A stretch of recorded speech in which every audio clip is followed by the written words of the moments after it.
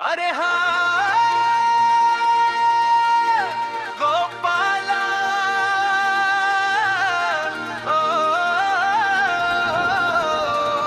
अरे हाँ गोपाला रंग भरो पिचकारी माँ राधा संग खेल होली हंसी के फुलझड़ी माँ राधा संग खेल होली हंसी के फुलझड़ी माँ।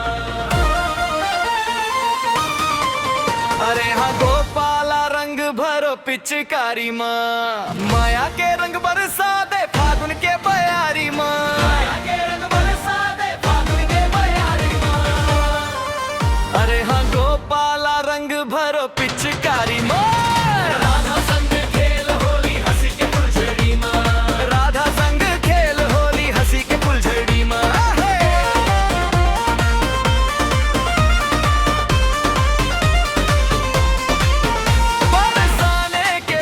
गुंजे बंसी के तान राधा के संग खेलत श्याम बने भगवान।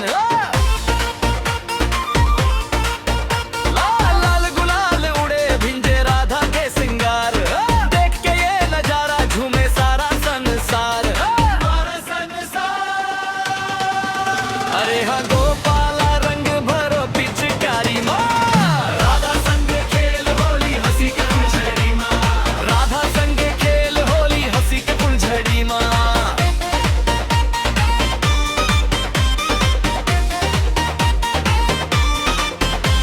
राधा के नैन हंसे श्याम के मन हर्षाए रंग के फुहार माया के दीप जलाए। गोपिन सब झूमे गावम फाक गे गीत रंग मरंगाए आज धरती आकाश भीत गोरश भीत। अरे हाँ गोपाला रंग भरो पिचकारी माँ राधा संग खेल होली हंसी के फुलझड़ी माँ राधा संग खेल होली हंसी के फुलझड़ी माँ।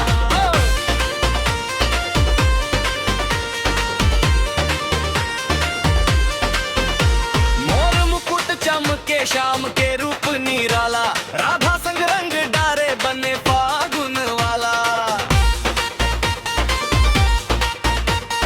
ढोल मंजीरा बाजे गूंजे जय जयकार राधा श्याम के होली सबसे सुंदर त्योहार सुंदर त्योहार।